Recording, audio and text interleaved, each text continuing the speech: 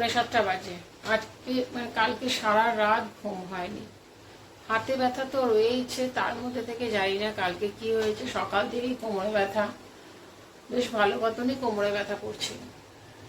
সন্ধ্যের দিকে মোটামুটি আমি একটা ট্যাবলেটও খেলাম ক্যালপল, গরম জল নিলাম, তখন মনে হলো যেন এমনি মানে কি হচ্ছে কি বলতো, আমি শুয়ে থাকলে যে বিশাল কোমরে ব্যথা করছে তা না, আমি না বসতে পারছি না, বসলে পরে মারাত্মক কোমরে ব্যথা হচ্ছে। এর আগে একবার করলাম, ডাক্তার দেখাতে গেলাম, তো এক্সরেও করলো, কিছুই ছিল না।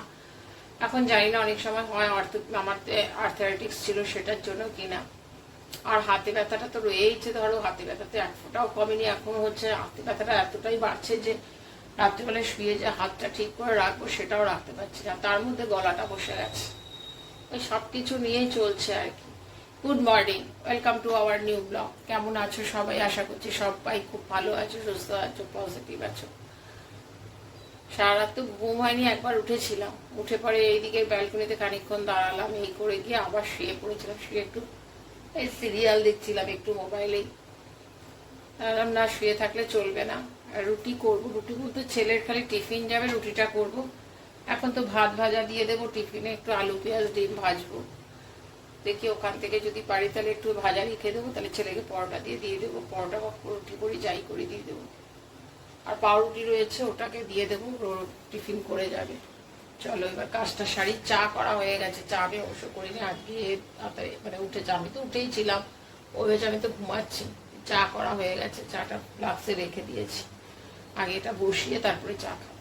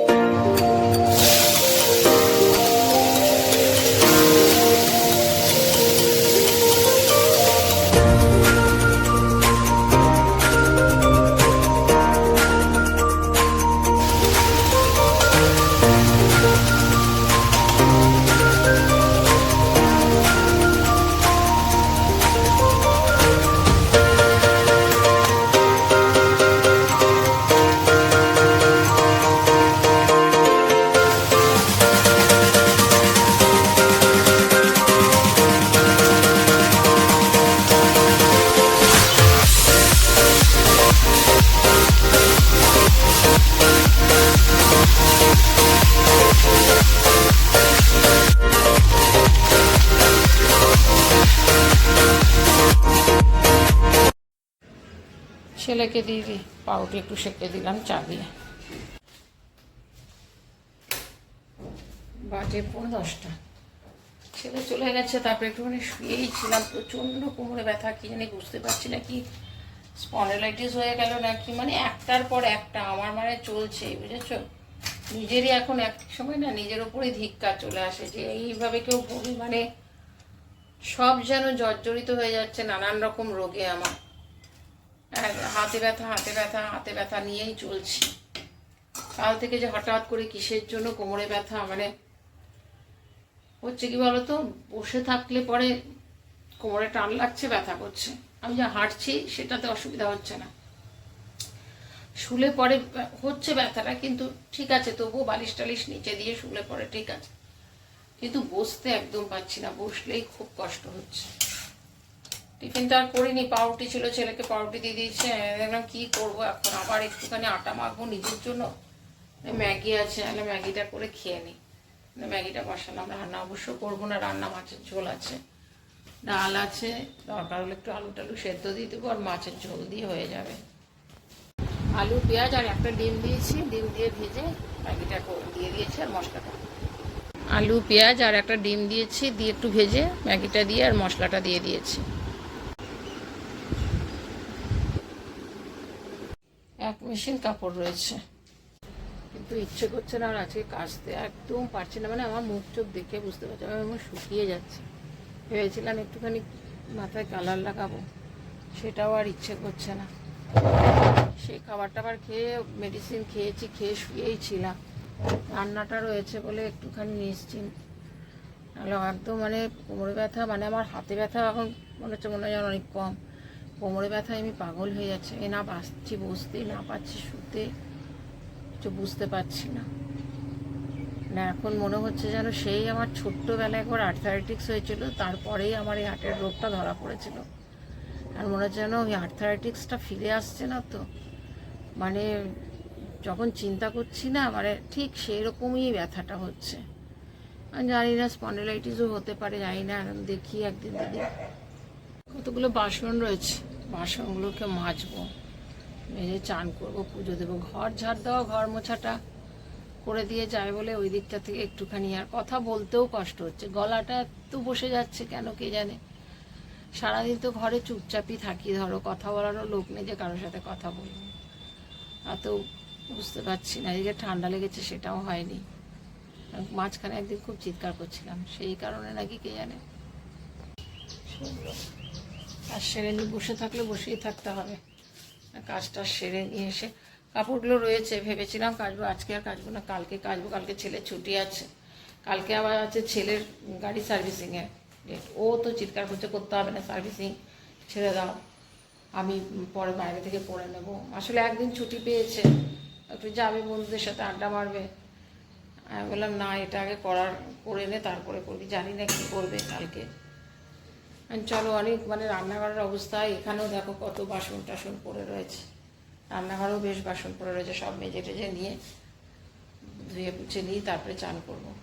আসলে আমি না ওই আর্থারাইটিক্সের যে ব্যথা অত ছোটোতে হয়েছে ধরো, মানে এখনও যেন মনে রয়েছে যে ওই ব্যথাটা কীরকম হয়েছিল আমার, মানে আমি টোটাল বসাটাই বন্ধ হয়ে গেছে, মানে নিচে বসতেই পারছিলাম না, দুদিন মারাত্মক কষ্ট করেছি আর কি, তাই নিজে হাতে আমি খেতেও পারছিলাম না, পুরো ঘাটে ঘাটে ব্যথা হয়ে গেছে। জানি না, আবার ভাবছি কে জানে হয়তো কোনো কারণে কাজ করতে গিয়ে পিছনে টান লেগে গেছে কোমর দিকে, ওই জন্য হচ্ছে নাকি বুঝতে পারছি না। দেখা যাক, দুদিন একটু কষ্ট করে চালাই, তারপর দেখা যাবে কী করি। চলো বাসন টাসন মেজে নিই।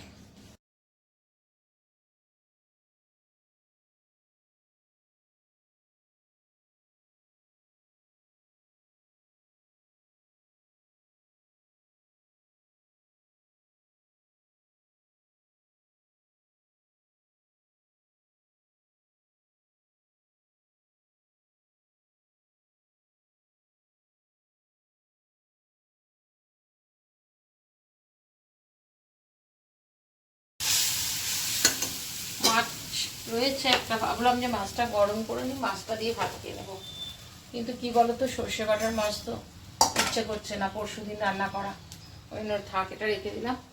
আর ডাল ছিল, ডালটা একটুখানি গরম করে নিলাম, আর ডিমের অমলেট করে নিলাম, এটা দিয়ে খেয়ে নেবো। দিয়েছিলাম, দেখলাম কি কি ভালো রোদ উঠেছে, একদম কাঠফাটা রোদ উঠেছে এখন। আমি আবার করলাম কি বলতো, বমি যখন হচ্ছে না কি করব, দিয়ে আমি এই আলমারিটার মধ্যে একটা তাকের মধ্যে কয়েকটা শাড়ি ছিল, সবগুলোকে নামিয়ে দিয়ে আমি বললাম না এগুলোকে দিয়েই দিই রোদের মধ্যে, এই কয়েকটা 7-8টা শাড়ি বের করে আমি দিয়ে দিলাম, বললাম রোদটা লাগুক, বাজে কিন্তু 4টে, আমি বললাম ঠিক আছে অল্প অল্প করে দিই, তাহলে কী হয় বলো তো, ভাঁজ করতে আমার সুবিধা হবে। এত রোদ উঠেছে, হঠাৎ করে দেখছি ভালো রোদ উঠে গেছে, ওই জন্য আমি বলে দিয়েই দিই রোদটায়। বলতো সবগুলো একসাথে বার করে দিয়ে দিলে না, ভাঁজ করতে তারপরে ঢোকাতে ইয়া করতে আমার অসুবিধা হয়ে যায়, তখন থাক এখন করবো না পরে করবো, তো অল্প অল্প করে দিলে পরে কি এই আলমারিটার একটা তাকের অল্প একটুখানি ছিল, ওটাই বার করে দিলাম। আলু সেদ্ধ বসালাম, আর ছেলের জন্য সেদিন চপ ভেজে, তো ওটা খানিকটা মাখা ছিল, সেই মাখাটা দিয়ে ওকে আবার 4টে চপ করে দিলাম, চপটা খেলো, আর চা করে রেখেছি ফ্লাক্সে, চাটা দিই। রাত্রেবেলায় কিচ্ছু করবো না, ডাল আছে, আলু সেদ্ধ মেখে নেবো। ইয়ে হয়ে গেছিস তুই, ঘরে ঢুকলো কি না, চানটা করে খেতে বসেছে, ফোন করাকরি শুরু হয়ে গেছে, চলে আয় চলে আয়, অদ্ভুত, মানে বাড়িতে থাকতে ইচ্ছে করে না, আর সারাদিন আমি বাড়ি পাহারা দিই, একটু চা নিলাম, চা খাবো, লাইটটা অফ করে আসি ওখানে, সবাই দেখছি কি অন্ধকার।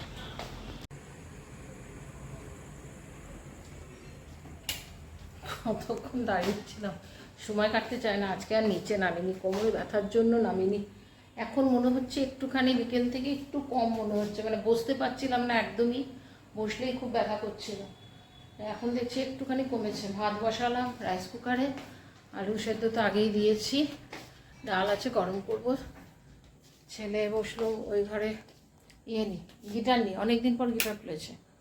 গিটারটাকে আর খোলে না, মাঝে মধ্যে আমি সকালবেলায় একটুখানি খুলে একটুখানি বসি, ওটাকে নিয়ে বসেছে। একটু বসিয়ে ভাতটা হোক, তারপরে আলুটা সেদ্ধটা মাখবো। ওগুলোকে করেছি, কাপড়গুলো রোদে দিয়েছিলাম, ওগুলো সব ভাজ টাজ করে একটা তাক পরিষ্কার হলো আর কি, সমস্ত গুছিয়ে টুছিয়ে রাখলাম। ওই একটা একটা করে তাককে পরিষ্কার করে করে দেবো আর কি, তাহলে আমার কাজটাও কম হবে। একটুখানি মানে খেতে ইচ্ছে করছে না, খুব ঘুম পাচ্ছে। অ্যাকচুয়ালি হয়ে গেছে কি বলো তো, কাল দুদিন থেকে একদম ঘুম হচ্ছে না, তো এই জন্য ভীষণ ঘুম পাচ্ছে। একটুখানি, ছেলে তো খেলোই না, ওই এসে পরে চপ টপ খেয়েছে। আমি 3টে চপ ভেজে দিয়েছিলাম, সেটা খেয়েছে। আর ওর বাবা আবার বাইরে থেকে চপ কিনে নিয়ে এসে সেটা বোধহয় খেয়েছে, দিয়ে আবার বাইরে গেছে যাই না, চিপস ফিপস খেয়েছে, এখন বলছে খাবো না। আমিও একদম খেতে ইচ্ছা করছে না, আমি একটুখানি নিলাম, তোমার একটু আলু সেদ্ধ করলাম, আলু সেদ্ধ আর ডাল দিয়ে ভাত নিলাম। চলো, ভিডিওটাও আমি এখানেই এন্ড করছি। আশা করছি তোমাদের এই পর্যন্ত যদি ভিডিওটা দেখেছো তাহলে তোমাদের ভালো লেগেছে। আর যদি ভালো লেগে থাকে প্লিজ তোমরা লাইক কমেন্ট শেয়ার সাবস্ক্রাইব করো। তোমরা ভালো থেকো, সুস্থ থেকো। নেক্সট ব্লগে আবার দেখা হবে, ততক্ষণ পর্যন্ত টাটা, গুড নাইট।